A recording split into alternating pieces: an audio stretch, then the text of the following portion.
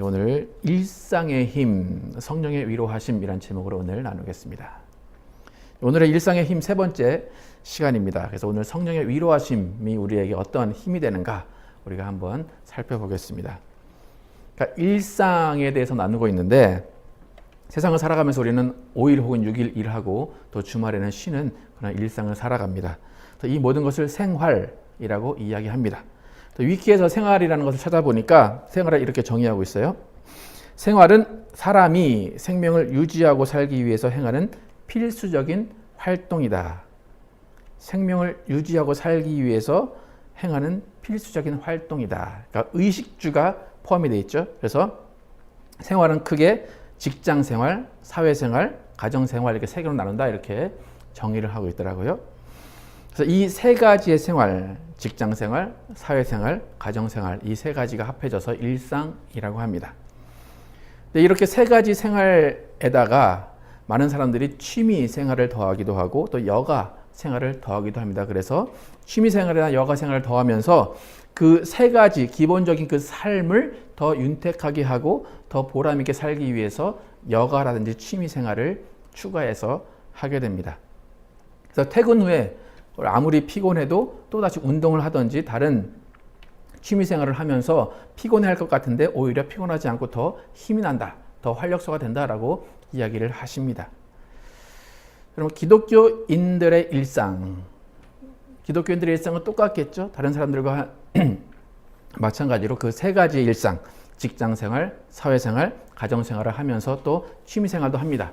그런데 기독교인들의 크리스천의 삶은, 일상은 하나가 더 들어가죠. 뭐가 더 들어갑니까? 예, 신앙생활이 더 들어갑니다. 그죠? 예. 다른 종교를 믿는 사람들도 신앙생활이라는 것이 하나가 더 추가될 거예요.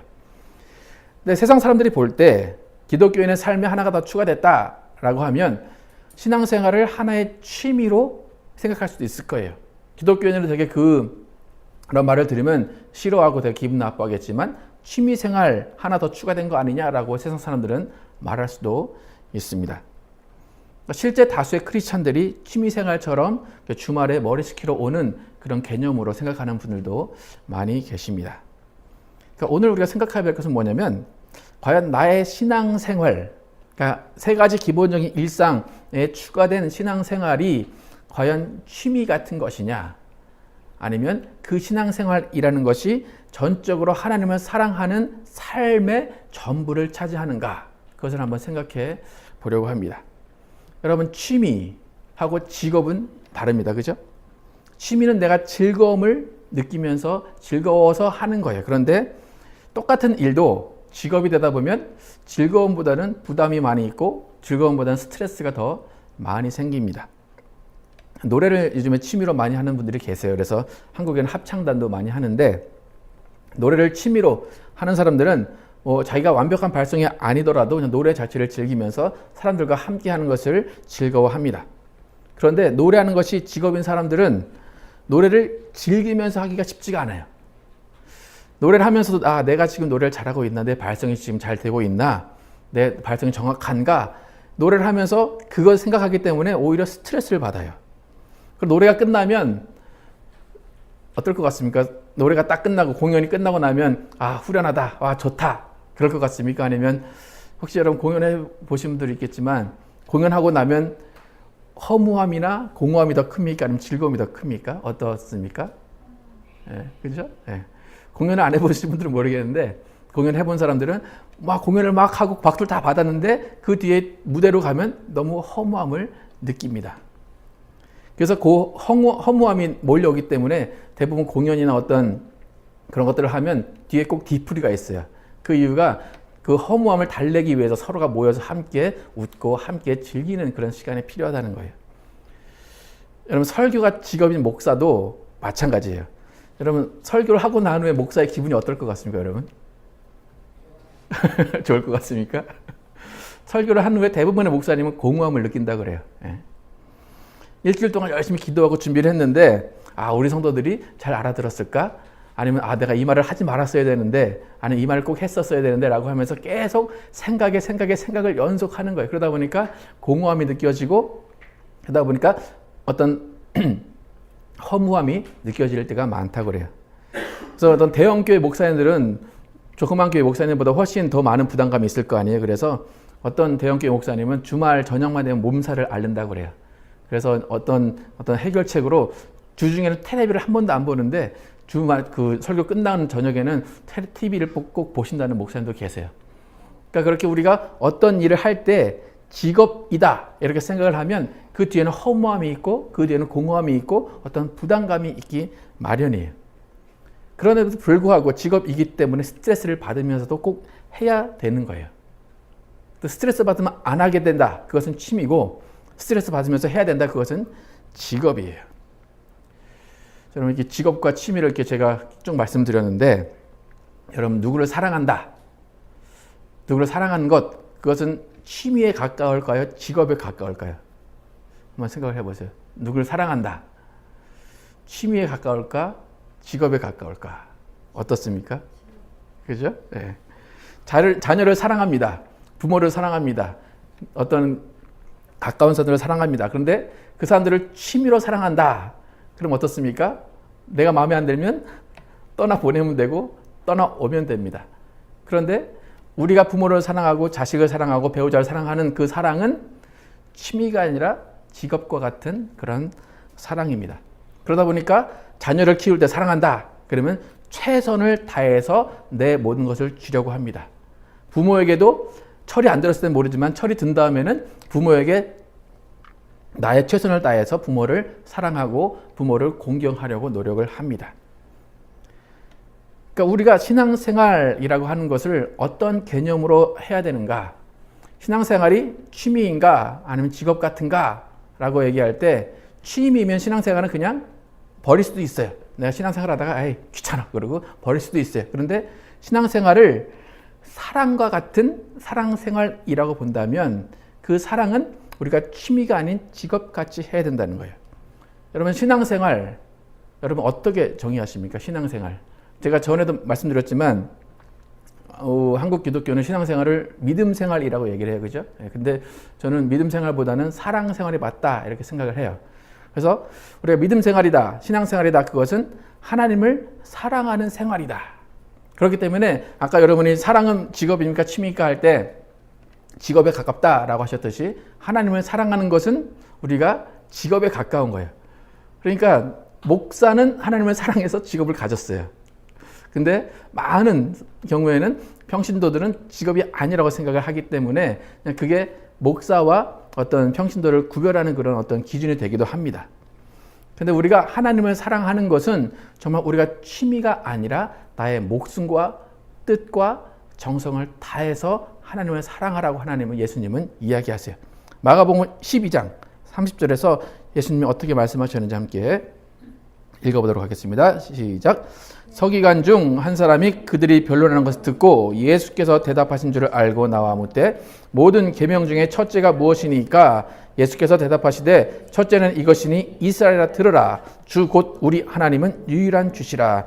내 마음을 다하고 목숨을 다하고 뜻을 다하고 힘을 다하여 주 너의 하나님을 사랑하라 하신 것이요. 예수님께 첫째 되는 계명이 뭡니까? 내가 뭘 첫 번째로 해야 됩니까? 예수님이 내 마음을 다하고 목숨을 다하고 뜻을 다하고 힘을 다하여 주 너의 하나님을 사랑하라. 사랑을 하면 그냥 내 마음대로 그냥 편하게 하고 싶은데 예수님은 전제를 되게 많이 다셨어요. 마음을 다하고 목숨을 다하고 뜻을 다하고 힘을 다해서 하나님을 사랑해라. 어떻습니까, 여러분? 여러분 하나님 사랑하시죠, 그죠? 예, 아무도 하나님을 사랑 안 해요라고 하는 사람은 없을 거예요, 그죠? 근데 하나님을 사랑하시는데 지금 예수님이 전제로 다신 이 몇 가지 중에 여러분 어떤 몇 가지가 여러분에게 해당이 되십니까? 마음 정도는 될 것 같아요, 그죠? 예, 마음 정도를 다해서 하나님을 사랑할 수 있을 것 같아요. 근데 그 다음에 갑자기 목숨이 나와요, 그죠? 예, 목숨을 다하여 뜻을 다하고 힘을 다해서 하나님을 사랑해라. 이것을 보면 하나님을 사랑한다 그것은 취미가 될 수 없다는 거예요. 어찌 보면 치열하게 사랑해야 된다는 거예요.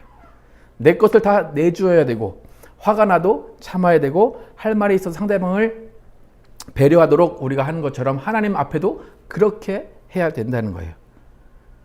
그러니까 하나님이 우리에게 원하시는 신앙, 우리에게 원하시는 신앙의 삶은 뭔가 하면 네가 목숨을 다하고 뜻을 다하고 정성을 다하고 힘을 다해서 나를 사랑해라. 그게 신앙 생활이에요. 그러니까 우리가 신앙생활을 하고 있는 크리스찬이다.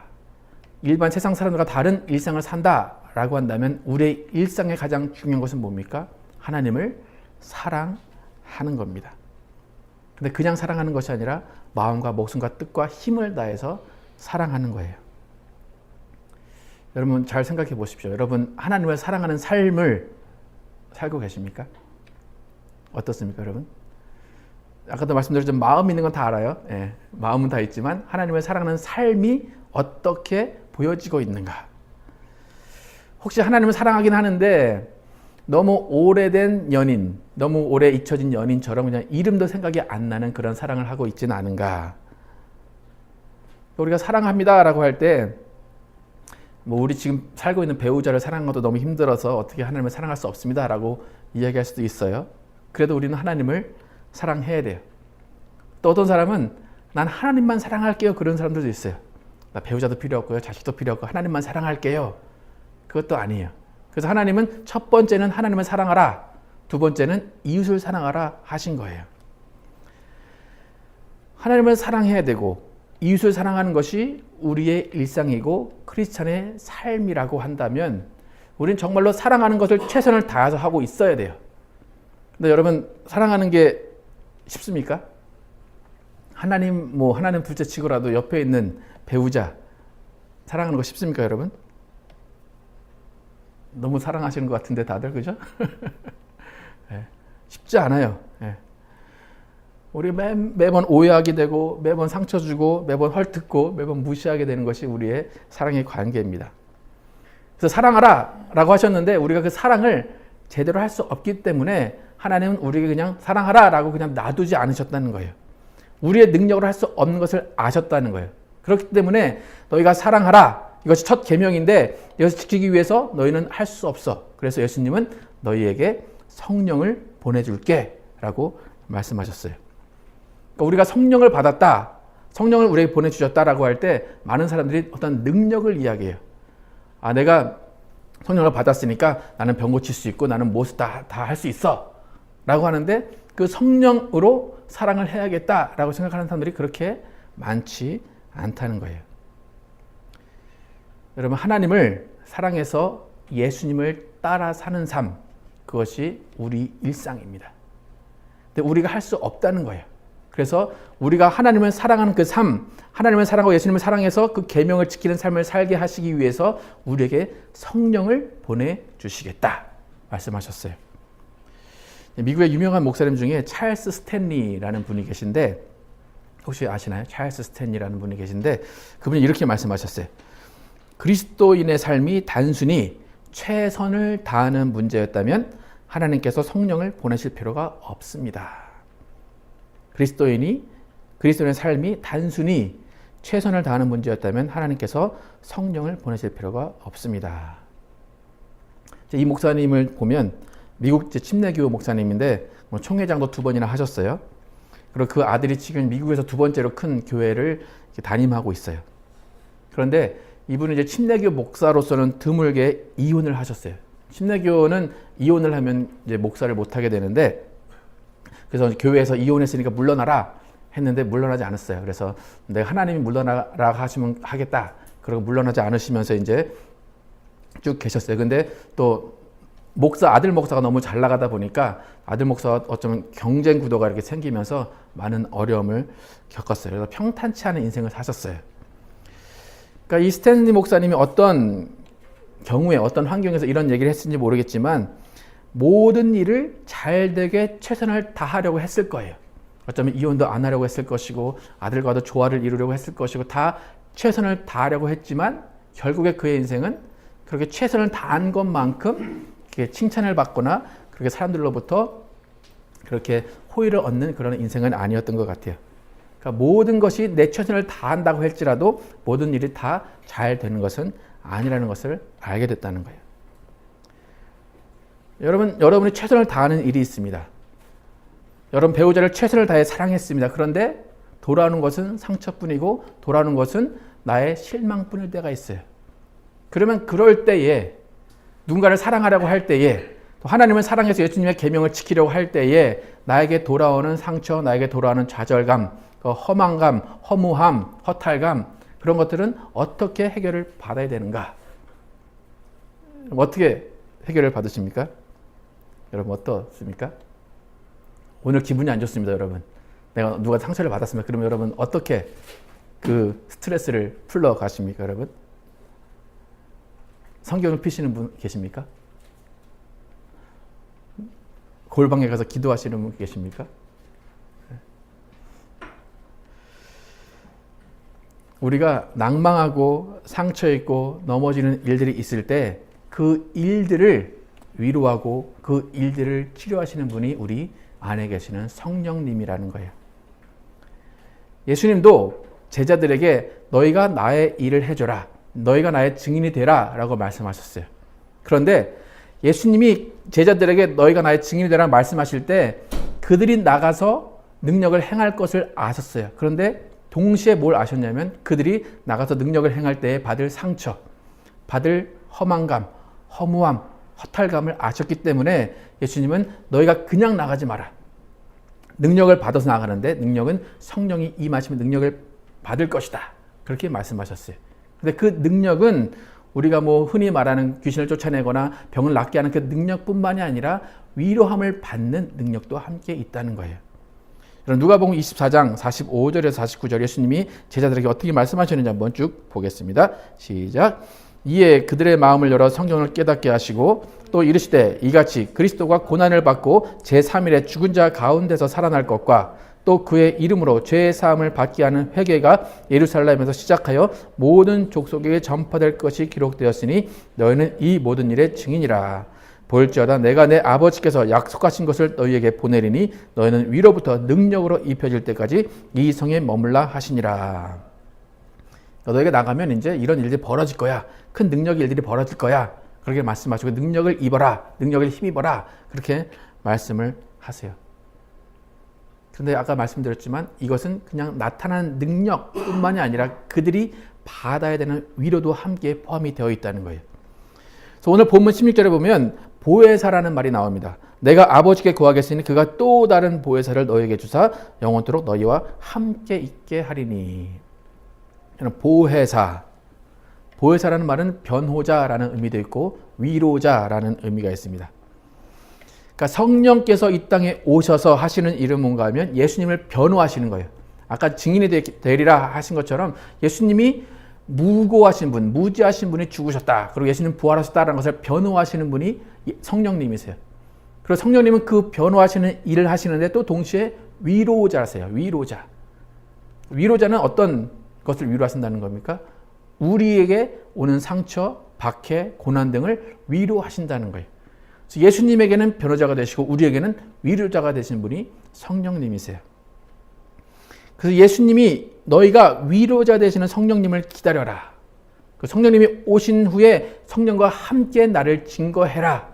그래서 능력을 베풀고 그 안에서 받는 고난에 있을 때에 그 고난 가운데 너희가 위로를 받아라. 이렇게 말씀하셨다는 거예요. 여러분 예수님의 사람으로 살게 되면 세상 어떤 사람들보다 고난을 많이 받습니다. 그렇게 되면 우리는 어떤 누구보다 위로도 많이 받아야 됩니다. 여러분 위로받을 일이 없다라는 것은 되게 행복한 것 같아 보이지만 그렇게 예수님의 사람의 입장으로서는 그렇게 행복한 건 아니에요. 예수님은 우리에게 고난을 받으라 라고 말씀하세요. 그래서 복과 핍박을 겸하여 받는다라고 성경은 또 이야기를 합니다. 그래서 우리가 고난을 받는 그 순간에 성령님이 우리를 위로하시고 계시다는 것을 동시에 깨달을 때 우리는 그 안에서 능력을 체험할 수 있다는 거예요. 그래서 그 위로의 힘, 보호의 힘이 아니면 크리스찬은 이 세상을 살아가기에 너무나 힘들 수밖에 없다는 거예요. 예수님은 그걸 아셨다는 거예요. 성령을 받고 너희가 나를 증거해라 이렇게 말씀하십니다. 여러분 예수님께서 성령 충만을 받아라 라고 하시는 것은 성령의 능력과 함께 고난도 함께 받아라 그 이야기예요. 그냥 고난은 안 받을 거야. 그냥 능력만 있으면 그 모든 일이 다 해결될 거야. 그것이 아니라 고난도 함께 받아라. 그 이야기예요.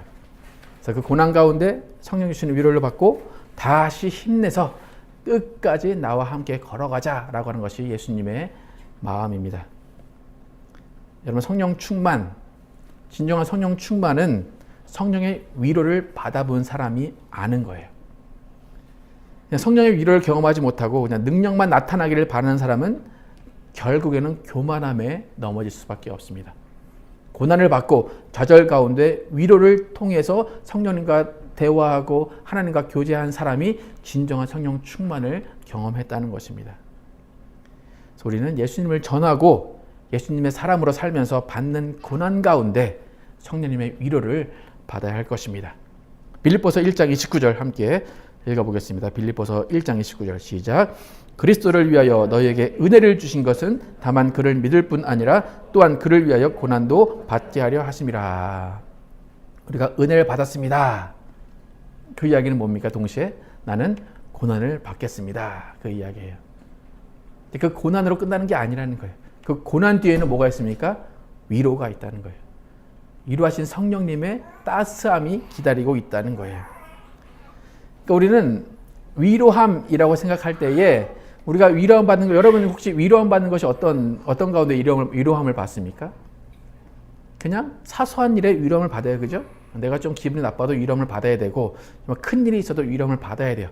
그런 사소한 위로, 그것과 플러스해서 우리가 위로함을 받는 것은 예수 그리스도의 일을 하다가, 예수 그리스도 우리에게 원하시는 일을 하다가 우리는 위로함을 또 받게 됩니다. 그러니까 올해 초에 이제 제가 휴스턴 가정교회 이제 하는 휴스턴 침례교회를 방문했는데 그 휴스턴 침례교회는 목사님이 일을 하시긴 하지만 목사님이 일하는 것보다 그런 어떤 목자라고 해서 목장을 이끄는 그냥 기존 교회의 어떤 구역장 같은 그런 분들이 일을 쭉 하십니다. 그런데 저희가 세미나를 하는 그 시간마다 간증을 한 명씩 이렇게 하더라고요. 그런데 쭉 나와서 하시는 말이 이제 계속 이제 그 목자의 역할을 하다 보니까 목사의 마음을 이해하겠다 그렇게 이야기를 해요. 그래서 목자의 마음을 이해해서 계속 우리는 눈물을 흘립니다 그렇게 이야기를 하더라고요. 그러면서 목사도 아닌데 새신자들하고 이제 목장 식구들을 이제 이렇게 돌보느냐고 자존심도 상할 때가 많이 있고 상처받아서 낙심할 때가 많이 있습니다. 그래서 맨날 그만두고 싶습니다 그렇게 이야기를 하는데 그 가운데서도 그분들이 공통적으로 하시는 말씀이 뭐냐면 성령님의 위로하심을 받고 있습니다. 그렇게 이야기하는 것을 봤습니다. 여러분, 예수님이 우리에게 성령을 받으라 말씀하셨어요. 성령을 기다리라. 능력이 유할 때까지 기다려라. 그것은 우리에게 위로가 필요하기 때문에 그렇게 하신 거예요. 성령께서 우리가 일을 하도록만 하신다면 우리는 어쩌면 그냥 기계, 로봇 그럴 수밖에 없어요. 하지만 우리는 성령의 위로하심을 받아야지만 살 수 있는 사람들이라는 거예요. 여러분, 성령님이 위로하시면 그 위로하시는 그 순간이 성령님이 가장 좋아하시는 일을 하는 것입니다. 여러분, 우리 모두는 돈과 어떤 술과 어떤 다른 것으로부터 위로를 받지 마시고 성령의 위로하심을 받으시기를 축원합니다.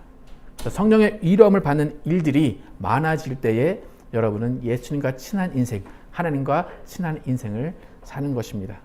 그래서 우리는 너무 취미 같은 신앙생활 하지 마시고 예수 믿는다고 하는 그것 때문에 고난받는 그런 신앙생활을 하시기를 축원합니다.